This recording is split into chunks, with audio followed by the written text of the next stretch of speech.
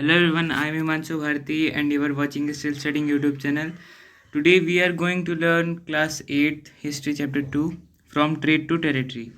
तो इस वीडियो में हम ये पढ़ेंगे कि जो ब्रिटिशर्स थे, जो ईस्ट इंडिया कंपनी था, वो कैसे हमारे इंडिया में आकर अपने पावर को और एक्सपेंड किया, कैसे अलग अलग रीजन्स पे उसने अपना कंट्रोल इस्टेब्लिश किया, वही सारी चीज़ें हम इस वीडियो में पढ़ेंगे। तो चलिए वीडियो को शुरू करते हैं। एंड ऑफ मुग़ल एम्पायर, तो जो मुग़ल एम्पायर था वो उसका अंत। Aurangzeb was the last of the powerful Mughal rulers, तो जो औरंगजेब था वो पावरफुल जो मुग़ल रूलर्स थे उनमें क्या सबसे लास्ट का था मुग़ल रूलर। इसके बाद के जो मुग़ल रूलर्स थे वो उतने ज़्यादा पावरफुल नहीं थे। इन 1707, तो 1707 में आफ्टर हिज डेथ, उसके मृत्यु के बाद मैनी मुग़ल गवर्नर्स यानी कि सूबेदार, तो 1707 में जब वो उसका डेथ हो गया था तो उसके बाद जो भी मुग़ल गवर्नर्स हुए हैं यानी कि सूबेदार हुए हैं और जो भी बड़े बड़े ज़मींदार थे उन्होंने अपना रीजनल किंगडम इस्टेब्लिश कर लिया था। East India company comes east, अब ईस्ट इंडिया कंपनी कहाँ से हमारे इंडिया में आई थी वो सारी चीज़ें पढ़ेंगे हम लोग। Vasco D gamma Portuguese explorer, तो वास्को डी गामा एक पोर्चुगीज़ के एक्सप्लोरर हैं जिन्होंने ही जो सी रूट है अपने इंडिया का, मतलब इंडिया के इंडिया आने का, वो डिस्कवर किया था 1498 में। The Portuguese were the first Europeans who came to India, तो इंडिया में सबसे पहले पोर्चुगीज़ ही आए थे। They establish their presence in western coast of India, तो उन्होंने अपना जो उपस्थिति थी, उन्होंने अपनी उपस्थिति को इस्टेब्लिश किया था जो वेस्टर्न कोस्ट थे इंडिया के उधर, यानी कि गोवा की तरफ। उनका जो बेस था वो गोवा में था। इन 1600 यानी कि 1600 में जो ईस्ट इंडिया कंपनी थी उसने एक चार्टर एक्वायर कर लिया था, एक चार्टर उसे मिल गया था, कह सकते हैं लाइसेंस मिल गया था, जिससे कि वो लोग ईस्ट में आकर ट्रेड कर सकते थे। और ये जो चार्टर उन्हें मिला था वो इंग्लैंड की रानी से मिला था जो थी Elizabeth. By early 17th century the Dutch and the French also arrived, उसके बाद जो मतलब ये जो ईस्ट इंडिया कंपनी आई थी उसके बाद से फिर डच आए थे, फिर फ्रेंच जो थे वो सब भी आ गए थे। All the companies were interested in buying the same things such as cotton and silk, paper, cloves, cardamom and cinnamon, which created competition and ultimately reduced the profit that could be earned. तो जो सारी companies थी वो मतलब लगभग same चीज़ में को ख़रीदने में ही इंटरेस्टेड थी। जैसे जो चीज़ें थी जिसमें वो लोग इंटरेस्टेड थे वो था कॉटन, सिल्क, पेपर, क्लोव्स, ये सारी चीज़ें थी जिनमें वो लोग इंटरेस्टेड थे। तो इसके वजह से क्या हुआ, कंपटीशन बन गया। कंपटीशन के चलते जो भी प्रॉफिट थे, जो भी प्रॉफिट कंपनीज को मिल रही थी वो भी कम हो गई और उससे अच्छा खासा जो अर्निंग हो रहा था वो नहीं हो रहा था अब अच्छे से। टू सिक्योर मार्केट्स, यानी कि अपने अपने मार्केट को, अपने अपने जो कंपनीज हैं उन मतलब प्रॉफिट बनाने के लिए एक तरह से कह सकते हैं, जो कंपनीज है वो एक दूसरे से लड़ना चालू कर देते हैं। उन दोनों मतलब कंट्रीज जो सारी थी उन सब के बीच युद्ध चालू हो जाता है, बैटल स्टार्ट हो जाता है। East India company begins trade in Bengal, तो जो ईस्ट इंडिया कंपनी है वो ट्रेड करना शुरू कर देती है बंगाल में। The first English factory was set up on the banks of river Hooghly in 1651, यानी कि 1651 में जो सबसे पहली इंग्लिश फैक्ट्री थी वो सेटअप हो गई थी रिवर होली पे। एज ट्रेड एक्सपेंडेड, जैसे जैसे जो ट्रेड था, जो व्यापार था वो एक्सपेंड हुआ, the company persuaded merchants and traders to come and settle near the factory. तो जैसे जैसे इनका ट्रेड, जो कंपनी का ट्रेड था वो एक्सपेंड होता गया, तो मतलब उस हिसाब से जो कंपनी थी उसने जो अपने मर्चेंट वगैरह थे उन ट्रेडर्स को वो अपने जो उनका जो सेटलमेंट था वो इस्टेब्लिश करने को बोल दिया अपने फैक्ट्री के चारों तरफ। बाई 1696, 1696 से it begin building a fort around the settlement, यानी कि जो भी उनका सेटलमेंट था जहाँ पे वो और मतलब कंपनी और कंपनी के जो भी मर्चेंट वगैरह रहते थे उसके उस सेटलमेंट के अराउंड यानी कि उसके चारों तरफ फोर्टिफिकेशन चालू हो गया था, यानी कि किले बनाना चालू कर दिया था कंपनी ने। 2 years later, 2 साल बाद, the company gained zamindari rights over 3 villages. तो 2 साल बाद जो कंपनी थी उसने जमींदारी राइट्स को भी मतलब पा लिया था 3 विलेजेस के ऊपर। तो तीनों में से एक था कलिकत्ता, जो अभी कोलकाता के नाम से जाना जाता है। अब नेक्स्ट है how trade led to battles. तो जो ट्रेड था वो बैटल्स में कैसे बदला, वो अब देखेंगे हम लोग। तो इसका जो बैटल ऑफ प्लासी ये जो टॉपिक दिया उसी में सारी ये बातें बताई जाएंगी। After the death of Aurangzeb, तो औरंगजेब की मृत्यु के बाद the Bengal nawabs asserted their power and autonomy. तो जब औरंगजेब मर गया था तो उसके बाद जो बंगाल के नवाब्स थे उन्होंने अपने पावर और ऑटोनॉमी को मतलब वो और पावरफुल हो गए थे, एक तरह से कह सकते हैं। उसके बाद जो बैटल ऑफ पलासी का टॉपिक है उसमें सारी चीज़ें पढ़ेंगे कि क्या क्या रीजन्स थे ये बैटल के। In 1756, Sirajuddaulah become the nawab of Bengal after the death of Alivardi Khan. तो अलीवर्दी खान की मृत्यु के बाद 1756 में सिराजुद्दौला नवाब बन जाते हैं बंगाल के। The company was keen on a puppet ruler, so it help one of Sirajuddaulah's rival become the nawab without success.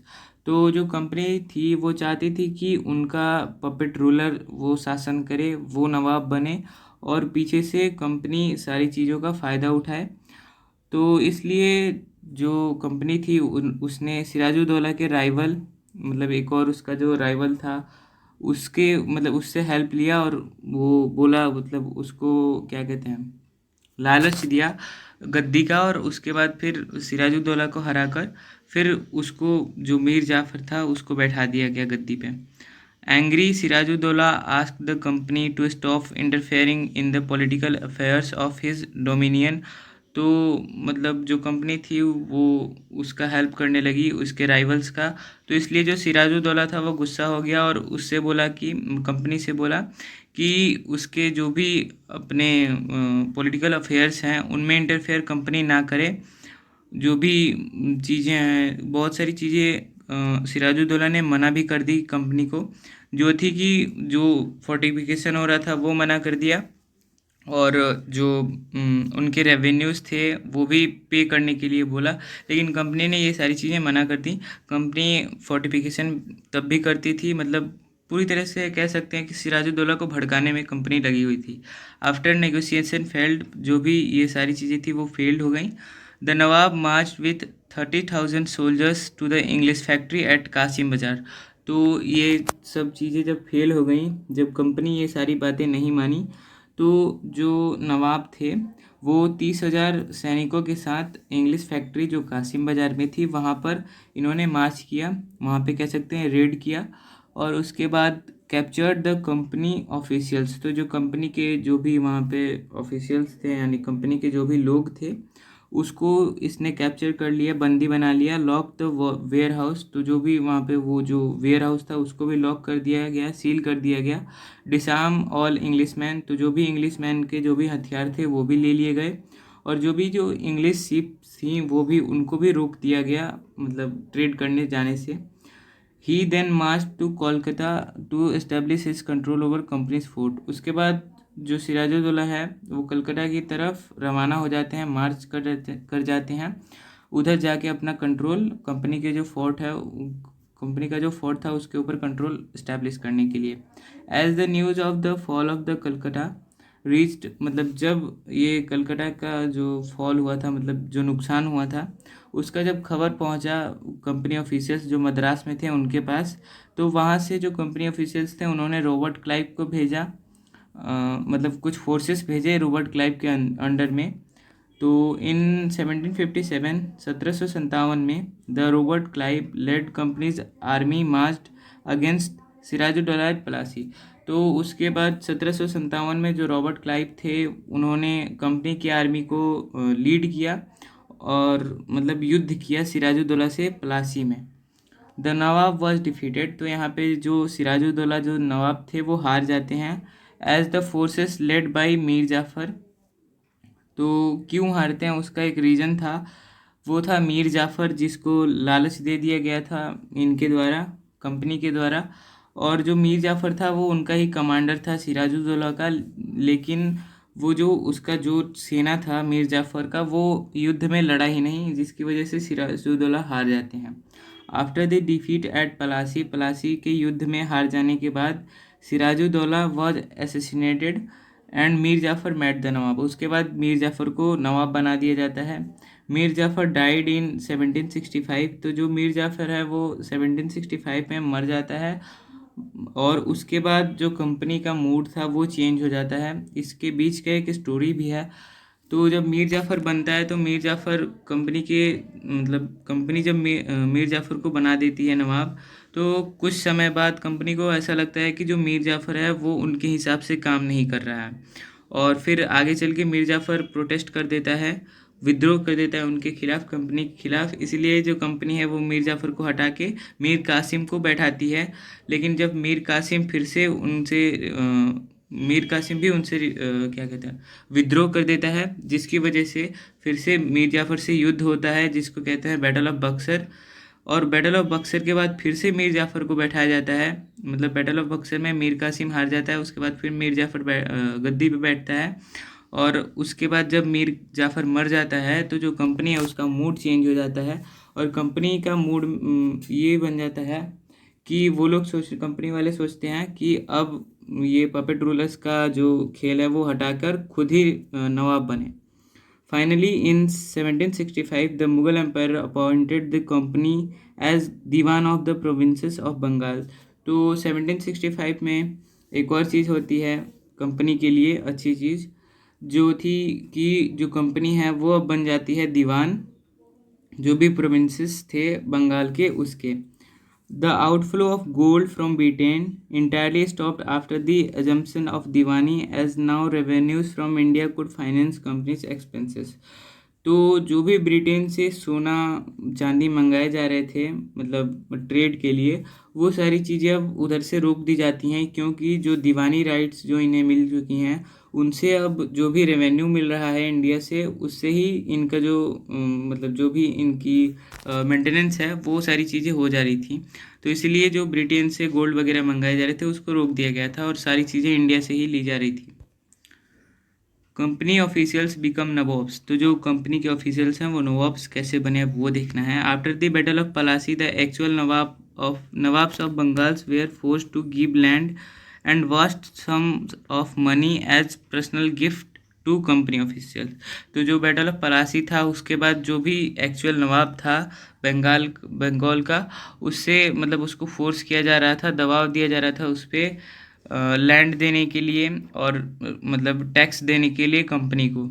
Many company officials like Clive made vast wealth, however not all company officials succeeded in many making money. तो बहुत सारे जो company officials थे जैसे Clive हो गए, Robert Clive, उन्होंने बहुत ही ज़्यादा धन कमाया, लेकिन सारे ऑफिशियल्स ऐसा नहीं कर पाए। Those who managed to return Britain with wealth lead flashy lives and flaunted their riches। तो जो भी जो ऑफिशियल्स थे एक तरह से कह सकते हैं, मतलब जो भी ब्रिटिशर्स थे वो मतलब ज़्यादा अमाउंट ऑफ मनी वेल्थ यानी धन लेकर के यहाँ से गए थे, उन्हें नवाब्स कहा जाता था। और जो नवाब्स है वो एक मतलब नवाब का ही एक वर्ड है जो कि ब्रिटिश के द्वारा बोला जा रहा था। तो ब्रिटिश वैसे भी हिंदी बोल नहीं पाते, इसीलिए नवाब्स वो कहते थे। अब है कंपनी रूल एक्सपेंड्स। तो जो कंपनी है उसका रूल कैसे एक्सपेंड होता है वो अब पढ़ना है। After the battle of Buxar, जो मैंने बैटल ऑफ बक्सर बताया था, उसके बाद the company appointed residents in Indian state. तो उसके बाद जो कंपनी है वो अपने आदमियों को इंडिया के अलग अलग स्टेट्स में अपॉइंट कर देती है, भेज देती है। थ्रू दी रेसिडेंट्स के माध्यम से जो कंपनी थी वो अब इंटरफेयर करना स्टार्ट कर देती है जो भी इंटरनल अफेयर्स थे इंडियन स्टेट्स के उनमें। Sometimes the company forced the states into a subsidiary alliance. तो जो कभी कभी कंपनी थी वो जो राज्य थे उनको फोर्स करती थी सब्सिडरी अलायंस में को फॉलो करने के लिए। According to the terms of this alliance, इस अलायंस का मतलब ये है कि जो इंडियन रूलर्स हैं वो अलाउड नहीं है अपने इंडिपेंडेंट आर्म्ड फोर्सेस का यूज़ करने के लिए, और मतलब जो भी उनका प्रोटेक्शन है वो सारी चीज़ें कंपनी की आर्मी करेगी। बस जो इंडियन स्टेट्स हैं उनको उनके मेंटेनेंस के लिए पे करना पड़ेगा। अगर ये मेंटेनेंस का जो अमाउंट है वो पे करने में जो स्टेट्स हैं वो सफल हो जाती हैं तो उनको पेनल्टी के तौर पे अपना लैंड का हिस्सा देना पड़ेगा। तो आगे बढ़ते हैं। Armed forces, they were to be protected by the company, तो they had to pay huge amount of this protection. तो जैसा मैंने अभी बताया कि कंपनी उनको प्रोटेक्ट करेगी, लेकिन बदले में जो स्टेट्स हैं उन्हें मतलब ज़्यादा अमाउंट में उनके मेंटेनेंस के लिए, कंपनी के आर्मी के मेंटेनेंस के लिए पैसा देना पड़ेगा, टैक्स देना पड़ेगा कह सकते हैं। इफ़ इंडियन रूलर्स फेल्ड, अगर ये जो इंडियन रूलर्स हैं वो फेल हो जाते हैं इस पेमेंट को देने में, तो a part of their territory was to be taken away by the company, तो जो कंपनी है वो उनके टेरिटरी का कुछ हिस्सा ले लेती थी। अब है आगे टीपू सुल्तान के बारे में, जो है tiger of Mysore. Mysore had grown in strength under the leadership of powerful rulers like Haidar Ali and his famous son Tipu Sultan. तो इन दोनों का जो रूलिंग टाइम है वो भी दिया हुआ है।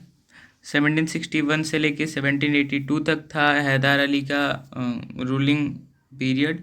उसके बाद टीपू सुल्तान आते हैं, वो रूल करते हैं 1782 से लेकर 1799 तक। तो मैसूर जो था वो इन्हीं दोनों रूलर्स के अंडर में बहुत ही ज़्यादा स्ट्रेंथ में था, पावरफुल था कह सकते हैं।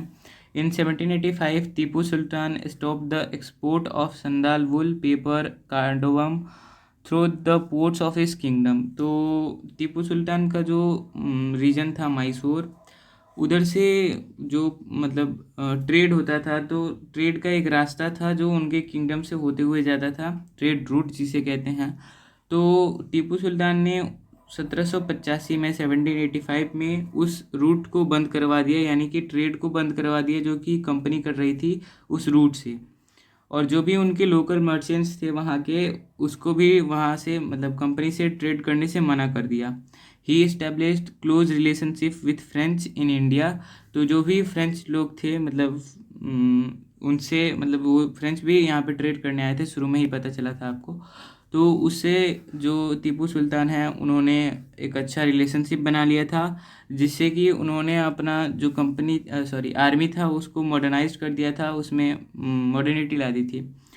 तो ये रीजन्स थे जिनकी वजह से इनका युद्ध हुआ था कंपनी से, ईस्ट इंडिया कंपनी से।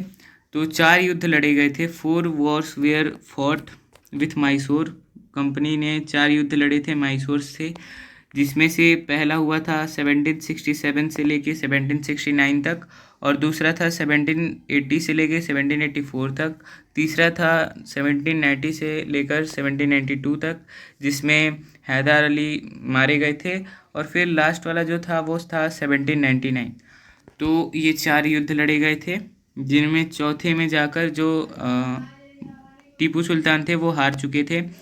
सारिंगपट्टम जो युद्ध हुआ था, द बैटल ऑफ सारिंगपट्टम, उसमें in the last the battle of Seringapatam did the company ultimately win a victory. तो लास्ट वाला जो युद्ध था उसमें टीपू सुल्तान मारे गए थे, और जो कंपनी थी वो एक विक्ट्री को पा लेती है, कंपनी जीत जाती है मैसूर को, और जीतने के बाद फिर वहाँ पे सब्सिडरी अलायंस को इम्पोज कर देती है। Tipu Sultan was killed defending his capital Seringapatam Mysore. तो जो टीपू सुल्तान थे वो मार दिए गए थे कंपनी के द्वारा अपने कैपिटल को बचाते बचाते, जो था Seringapatam. The former ruling dynasty of Wodeyars placed and a subsidiary alliance was imposed on the state. तो जब टीपू सुल्तान हार गए थे, मारे गए थे, उसके बाद जो वोडियास थे जो वहाँ पे पहले रूल करते थे मैसूर में, उन सबको फिर से उनका रीजन दे दिया जाता है कंपनी के द्वारा, और वहाँ पे सब्सिडरी अलायंस को इम्पोज कर दिया जाता है। अब है वॉर विथ मराठास के साथ युद्ध जो हुआ था उसके बारे में पढ़ेंगे हम लोग। After the defeat in the third battle of Panipat, Panipat का जो तीसरा युद्ध है उसमें हारने के बाद 1761 में, they were divided into many states. जो मराठास थे वो बहुत सारे स्टेट्स में डिवाइड हो चुके थे। जो अलग अलग चीफ्स थे, सरदार्स थे, उनके अंडर में belonging to dynasties such as Scindia, Holkar, Gaikwad, Bhonsle. तो जो अलग अलग डायनेस्टीज थी उनके अंडर में जो इनके स्टेट्स थे वो डिवाइड हो चुके थे 1761 के बाद। These chiefs were held together in a confederacy under a Peshwa. तो ये जो सारे chiefs थे वो पेशवा के अंडर में आते थे। पेशवा इन सब का हेड था, प्रिंसिपल मिनिस्टर जिसको कहते हैं। उसके बाद है एंग्लो मराठाज वॉर। तो अब वॉर के बारे में हम लोग पढ़ेंगे। Anglo Marathas war were fought between these and company. तो जो कंपनी थी उनके और इन सब के बीच में युद्ध लड़ा गया था, जो एंग्लो मराठा वॉर जिसको कहते हैं। तो the first war that ended in 1782 with the treaty of Salbai there was no clear victory. तो जो मतलब इसमें भी 3 युद्ध लड़े गए थे, मराठास थे, मतलब तीसरे युद्ध में जाकर वो जो कंपनी था वो पूरी तरीके से मराठास के ऊपर अपना कंट्रोल स्थापित कर लेता है, मतलब मराठास को हरा देता है।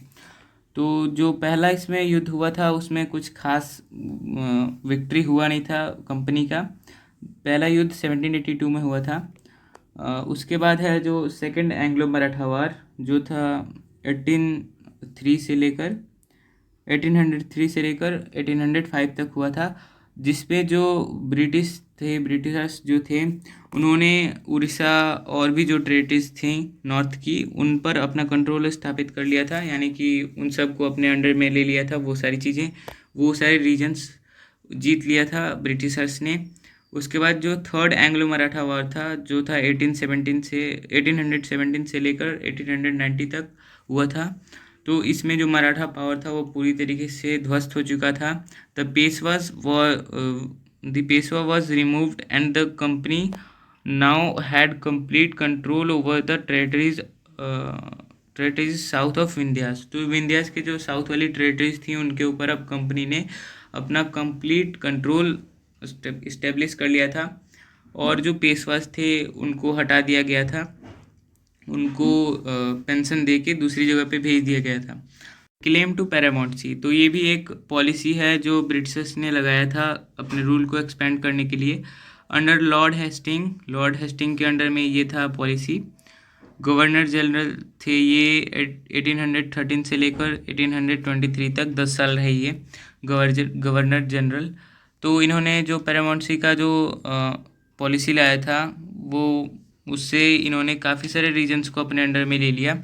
Was initiated which claimed it's power was greater than that of Indian states. तो इसका मतलब ये था कि जो ब्रिटिशर्स हैं, जो ईस्ट इंडिया कंपनी है, वो बाकी सारे जो इंडियन स्टेट्स हैं उनसे ज़्यादा पावरफुल है और कहीं ज़्यादा powerful. In order to protect its interest, it was justified in annexing or threatening to annex any Indian kingdom। तो इस जो पॉलिसी थी, इस पॉलिसी का मतलब ये था कि जो ईस्ट इंडिया कंपनी है वो कोई भी रास्ता अपना सकती है, मतलब एनेक्स भी कर सकती है, डायरेक्ट मतलब युद्ध करके ध्वस्त कर सकती है किसी भी इंडियन किंगडम को अपने अंडर में एनेक्स करने के लिए, यानी कि कब्जाने के लिए कह सकते हैं। इन द लेट 1830s, तो 1830 की शताब्दी तक में the East India company became worried about Russia as Russia might expanded across Asia and enter India from the north west. तो 1830 की शताब्दी में जो ईस्ट इंडिया कंपनी थी वो डर रही थी रसिया के बारे में, क्योंकि जो रसिया था वो अपना रीजन एक्सपेंड करते हुए एशिया तक आ गया था और अब धीरे धीरे वो इंडिया में भी इंटर कर सकता था नॉर्थ वेस्ट से। They fought a prolonged war with Afghanistan. तो जो ईस्ट इंडिया कंपनी थी उसने एक बहुत ही लंबे समय तक युद्ध लड़ा अफ़गानिस्तान से, जो था 1838 से लेकर 1842 तक। इस बीच में उन्होंने युद्ध लड़ा था अफ़गानिस्तान से and establish indirect company rule there. और वहाँ पे भी जो इनडायरेक्ट इनका कंपनी रूल है वो उन्होंने इस्टेब्लिश कर लिया था ईस्ट इंडिया कंपनी ने। उसके बाद जो सिंध था वो भी इनके अंडर में आ गया था 1843 में। After the death of Maharaja Ranjit Singh in 1839, two prolonged war were fought with Sikh kingdom and in 1849 Punjab was annexed. तो महाराजा रंजीत सिंह की मृत्यु के बाद 1839 में दो वॉर लड़े गए थे सिख्स के साथ।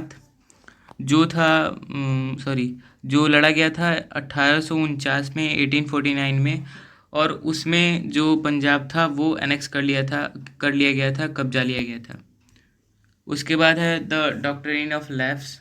Lord Dalhousie, the governor general from 1848 to 1856, devised a policy that claimed to be known as the doctrine of lapse।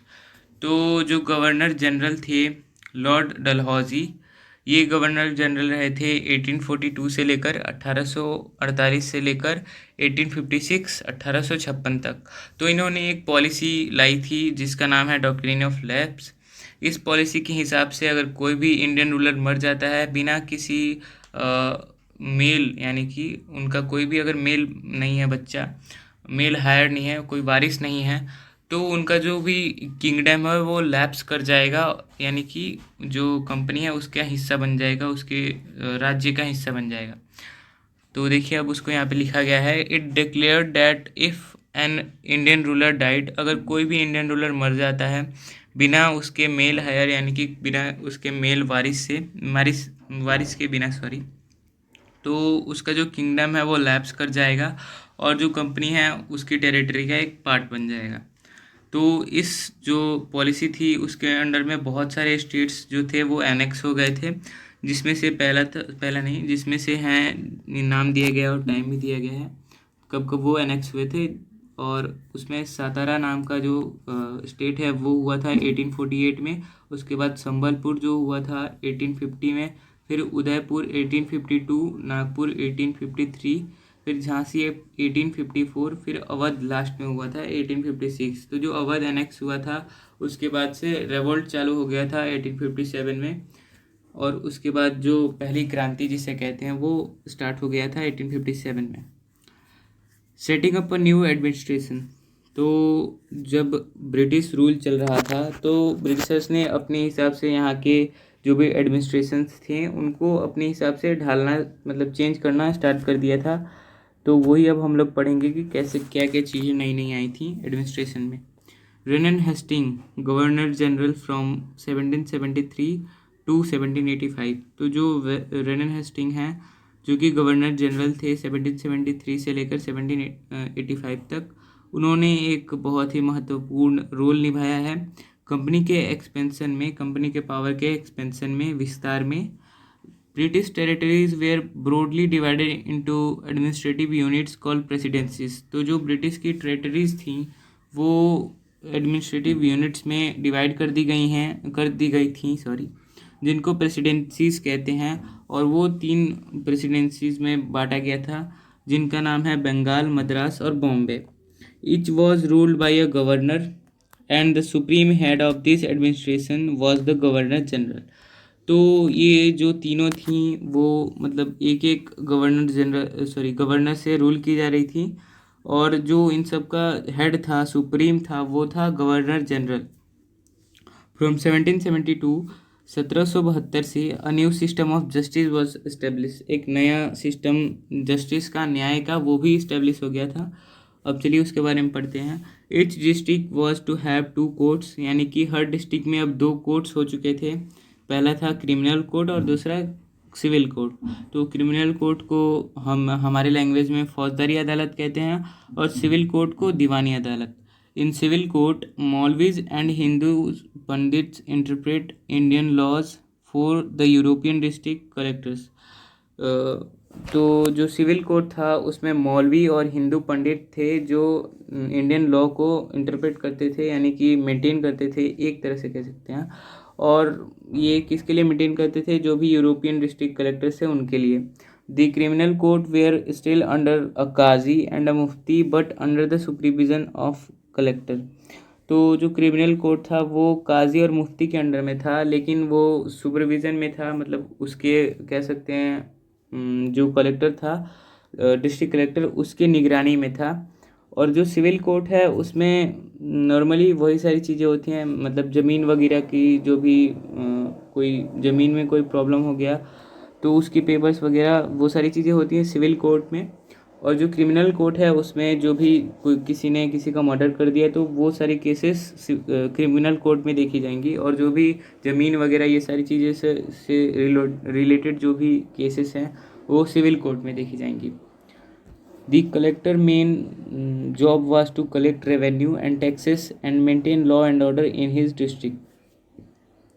तो जो कलेक्टर था उसका मेन जॉब था रेवेन्यू कलेक्ट करना और टैक्सेस को कलेक्ट करना, और जो भी लॉ एंड ऑर्डर है उसके डिस्ट्रिक्ट में उसको मेंटेन करना जजेस के हेल्प से। पॉलिसी ऑफिसर्स एंड दरोगा, मतलब इन लोगों की हेल्प से पॉलिसी बोल दिया मैंने, पुलिस ऑफिसर्स, दरोगा और जो जजेस हैं उनके हेल्प से डिस्ट्रिक्ट में लॉ एंड ऑर्डर को मेंटेन करना कलेक्टर का काम था, और रेवेन्यू और टैक्सेस पे कलेक्टर ने इन्हीं का काम था। दी कंपनी आर्मी, अब कंपनी के आर्मी में क्या क्या चीज़ें चेंज हुई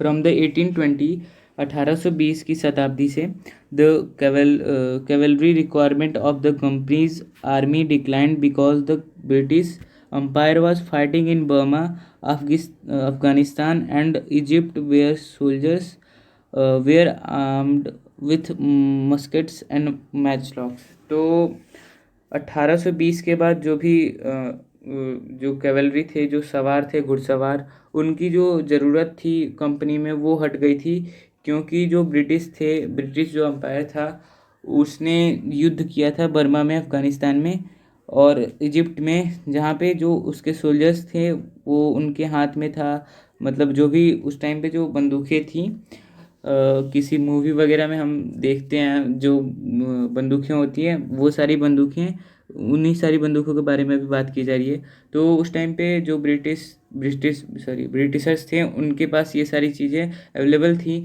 इसीलिए जो घुड़सवार थे उनकी ज़रूरत अब इन्हें नहीं थी। In the early 19th century, यानी कि 19th सेंचुरी में the British began to develop a uniform military culture. तो उस टाइम पे जो ब्रिटिशर्स थे उन्होंने जो यूनिफॉर्म मिलिट्री कल्चर है वो भी स्टार्ट कर दिया था, डेवलप कर दिया था। The soldiers were given European style training, तो जो सोल्जर्स थे उन्हें यूरोपियन स्टाइल में ट्रेनिंग दी जा रही थी, यानी कि वो यूरोपियंस जैसे ट्रेनिंग करते हैं ड्रिल करके, मतलब परेड टाइप का। तो डिसिप्लिन में सारी चीज़ें अब होने लगी थी, जो भी इंडियन नहीं, जो भी कंपनी की आर्मी के जो भी सोल्जर्स थे वो यूरोपियन स्टाइल में ट्रेनिंग कर रहे थे। अब है conclusion. The East India company was transformed from a trading company to a territorial colonial power. तो जो कंपनी है ईस्ट इंडिया कंपनी वो ट्रांसफॉर्म हो चुकी थी एक ट्रेडिंग कंपनी से एक टेरिटरियल कॉलोनियल पावर में। By 1857 the company came to exercise direct rule over about 63% of the territory and 78% of the population of the Indian subcontinent।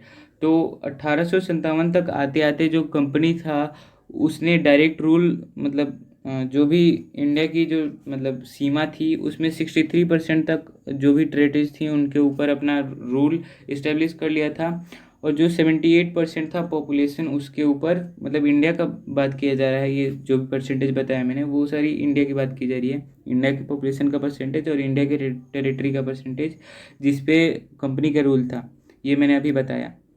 तो इस पर उसका रूल इस्टेब्लिश हो गया, तो ये कंक्लूजन था वो ख़त्म हो गया, और इसी के साथ चैप्टर भी ख़त्म हो गया।